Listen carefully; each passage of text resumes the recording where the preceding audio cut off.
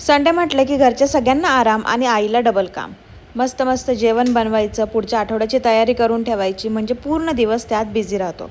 बरं, शनिवारी तुम्ही एक 10 मिनटं टी व्ही बघता बघता जरी पूर्वतयारी केली तर रविवारी तुमचा अर्धा भार कमी होऊ शकतो. जर मी म्हटलं तर तुम्ही विश्वास ठेवाल का? मी या सगळ्या भाज्या काल टी व्ही बघताना सगळ्या कट करून ठेवल्या. फ्लॉवर, बटाटा, त्याचबरोबर शिमला मिरची. आता या सकाळी मग मी ह्या कुकरमध्ये टाकलेल्या आहे शिजण्यासाठी. म्हणजे इथला जवळपास माझा अर्धा पाऊण तास टाईम वाचला आणि सकाळी सकाळी इतकं सगळं रेडी असल्यामुळे माझा उत्साहही वाढला. आता ह्या सगळ्या भाज्या टाकून यामध्ये मी पाणी घातलं आहे जेमतेम आणि आता थोडासा मी इथं पावभाजी मसाला घालते आहे. वाटाणा जो आहे माझ्याकडे फ्रोझन होता, त्याच्यामुळे मी पाण्यात भिजत ठेवला होता, तो मी याच्यात घातला. 2 चमचे छोटे आपले पावभाजी मसाला घातलेला आहे. एव्हरेस्टचा पावभाजी मसाला आहे, तुम्ही कोणताही घालू शकता. कुकरचं झाकण लावून आता ह्याला मी 3 ते 4 बारीक गॅसवरती शिट्ट्या करून घेईल. आधी एक मोठ्या गॅसवरती करेल, नंतर मग बारीक गॅसवरती शिट्ट्या करून घेईल. बघितलं किती सोपं काम झालं. आता हे जर एवढं सगळं मला पासून करायचं असतं तर माझं मन थोडं झालं असतं की किती काम आहे, पण मी हे पूर्वतयारी करून ठेवली, त्यामुळे माझं काम हलकं झालं. आता इथे मी 3 ते 4 टोमॅटो घेतलेले आहेत, मीडियम साईजचे आहेत. तर ते मी आधी कट करून घेतले मोठे मोठे ह्याच्यामध्ये आणि मी चॉपरमध्ये आता त्याला बारीक करते. बरं, भरपूर घरांमध्ये किंवा भरपूर स्त्रिया टोमॅटोची पेस्ट बनवतात, कांद्याची पेस्ट बनवतात आणि मग ती पावभाजीमध्ये घालतात. आणि पावभाजीच्या ज्या भाज्या आहेत आपल्या आता टाकलेल्या आहे शिजायला, त्या सगळ्यांची सुद्धा पेस्ट बनवतात. पण यामुळे काय होतं मी सांगू, अख्खी पावभाजी आहे ना अशी गाळ बनते, म्हणजे एकदमच आहे ना पेस्ट खाल्ल्यासारखीच होते, त्याला अजिबात टेस्ट लागत नाही.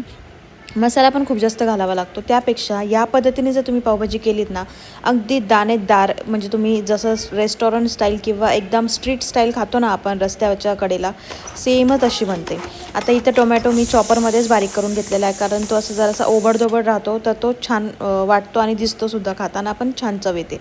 कांदासुद्धा मी असं बारीक चिरून घेतलेला आहे. 3 ते 4 कांदे मी इथे चिरून घेतलेले आहेत.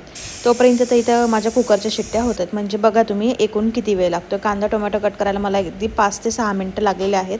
त्यात माझ्या कुकरच्या शिट्ट्या होतात. आता 2 शिट्ट्या झालेल्या आहेत, 2 शिट्ट्या अजून बाकी आहेत. तोपर्यंत इथे माझी भाजीचा मसाला तयार होईल. कढईमध्ये मी तेल टाकलेलं आहे. जिरे, मोहरी असं अजिबात काही घालायचं नाही आहे. त्यामध्ये जो चिरलेला कांदा आहे तो घालायचा. तर ही पावभाजी आमच्या तिघांसाठी मी केली होती. त्याचबरोबर आहे ना बटर घालायचं. बटर आधी घालू नका, नाहीतर आहे ना ते जळून जातं. त्यामुळे बटर कांदा टाकल्यानंतर टाकायचं आणि एक 2 मिनटं परतवून घेतल्यानंतर मग अद्रक लसूणची पेस्ट घातलेली आहे. आता ही माझ्याकडे रेडीमेड बनवून ठेवलेली होती, त्यामुळे तिथेही काम हलकं झालं. ही आता छानपैकी परतवून घ्यायचं, जोपर्यंत अद्रक लसूणचा कच्चेपणा जात नाही तोपर्यंत. आणि त्यानंतर परतून झालं की झाकण ठेवून एक 2 मिनटासाठी फक्त वेट करायचं. 2 मिनटांनी कांदा आहे ना जरासा मऊ पडतो, झाकण ठेवल्यामुळे वाफला जातो. हे बघा, आता थोडासा लाल लाल पडायला कांदा सुरू झाली आहे, बरोबर. म्हणजे तुमचा कांदा अगदी परफेक्ट इथं परतला गेला आहे. कसं आहे ना, पावभाजी जरी सोपी वाटली तर ह्या छोट्या छोट्या टिप्स आहेत की कांदा एकदम व्यवस्थित परतला गेला पाहिजे, पावभाजी मसाला कधी घालायचा, आणि मग त्या सगळ्या गोष्टींनी तुमची पावभाजी अतिशय सुंदर होते. जेव्हा भाजी शिजताना आपण पावभाजी मसाला घातला, त्यामुळे भाज्या ब्लँक राहत नाहीत, त्यालाही एक पूर्ण मस्त चव येते.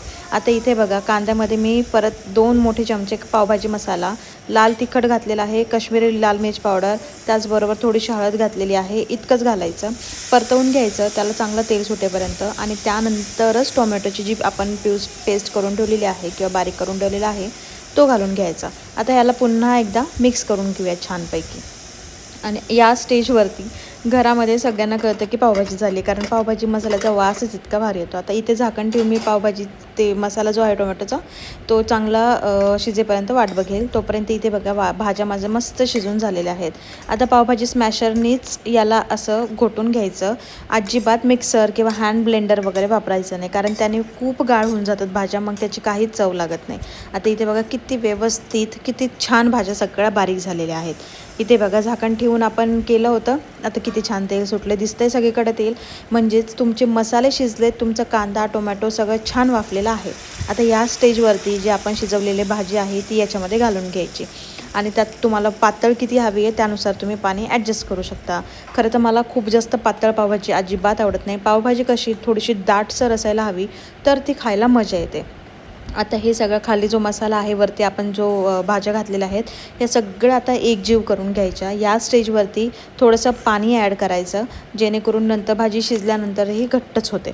आता थोडंसं पाणी ॲड करून घ्यायचं, सगळ्या भाज्या अगदी छान शिजवून घ्यायच्या आणि त्यानंतर शेवटी अगदी शेवटी मी मीठ आत्तापर्यंत कुठेच वापरलेलं नाही आहे, मीठ सगळ्यात शेवटी घालायचं। जर तुम्ही आधी मसाल्यामध्ये मीठ घालाल, भाजीमध्ये मीठ घालाल तर तुमचा अंदाज चुकेल आणि पावभाजी खारट होईल। त्यामुळं मीठ सगळ्यात शेवटी घालायचं, चवही उत्तम येते आणि पावभाजी अजिबात खारट किंवा कमी मिठाची होत नाही। आता हे बघा छान मिक्स करून घ्यायचं मीठ आणि आता ह्याला 2 ते 3 मिनटं सोडून द्यायचं छान उकळी येईपर्यंत। आता पावभाजी म्हटलं की पाव आलेच नाही का, आणि पावाला बटरशिवाय मजा नाही। इथे मस्तपैकी बटर टाकून मी पावाला भाजून घेतलेलं आहे, दोन्ही साईडनी मस्त शेकून घ्यायचं, तोपर्यंत भाजी तिथं तयार होते। आणि काही काही जणांना मसाला पाव आवडतो ना, तर काय करायचं तीच भाजी थोडीशी या बटरमध्ये घालायची आणि मग पाव टाकून भाजून घ्यायची, तीसुद्धा खूपच सुंदर लागतात बरं का। आणि अशा पद्धतीने अगदी 17 ते 18 मिनटामध्ये टोटल आपली पावभाजी तयार झालेली आहे। एकदा नक्की ट्राय करा आणि तुम्हाला ही रेसिपी कशी वाटली हे कमेंट करायला विसरू नका। आणि माझ्या चॅनलवरती नवीन आहात तर सबस्क्राईब करायला तर अजिबात विसरू नका।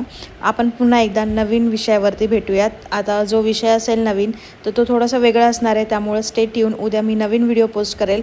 तो व्हिडिओ कोणता असेल हे बघण्यासाठी नक्की परत भेटूयात। तोपर्यंत काळजी घ्या, भेटू, बाय।